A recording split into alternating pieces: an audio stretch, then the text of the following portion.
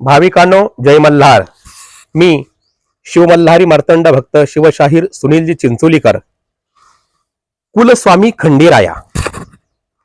कुलस्वामी म्हणजे कोण? आपल्या कुलाचा स्वामी. का करतो आपण देवाचं जागरण गोंधळ? आणि कुलस्वामी या खंडोबाला का म्हणतात? तर याचा थोडासा विषय मी तुमच्यासमोर मांडणार आहे. कुलस्वामी म्हणजे काय? कुलाचा स्वामी. जशी आपण देवीला म्हणतो तुळजापूरची भवानी कुलस्वामिनी, तसा खंडेरायाला कुलस्वामी का म्हणतो?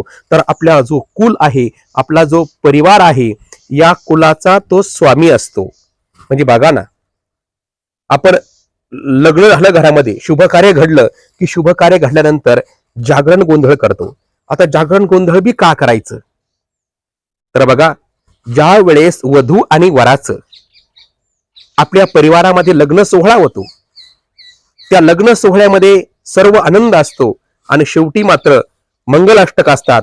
5 मंगलाष्टक होतात आणि 5व्या मंगलाष्टकामध्ये असं असतं की ग्रामदेवता चिंतन सावधान, म्हणजे गावाचं दैवत, इष्ट देवता चिंतन सावधान आणि कुलदेवता चिंतन सावधान. म्हणजे कुलदैवताला लग्न लागताना वधू आणि वराने या देवताचं चिंतन करा. जर तुम्ही कुलदेवताचं चिंतन केलं तर तुमच्या जीवनाची नौका किनाऱ्यापर्यंत पोहोचण, संसार सुखाचा होईल. म्हणजेच कुलदेवताचं चिंतन करा. म्हणून इथून आपलं कुलदैवत सुरू होतं.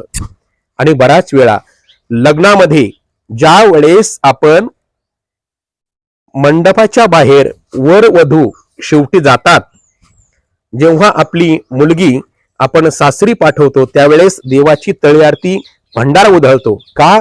तर तुला कुलदेवताची पूजा करायची आहे आणि कुलस्वामी देवाची पूजा करून तुम्ही जीवनामध्ये आनंद मिळवा, हेही असतं, लक्षात ठेवा. आणि दुसरी गोष्ट अशी आहे की बघा, आपण लग्नाचा विधी तेव्हा झाल्यानंतर लगेच आपण जोडी देवाला पाठवतो.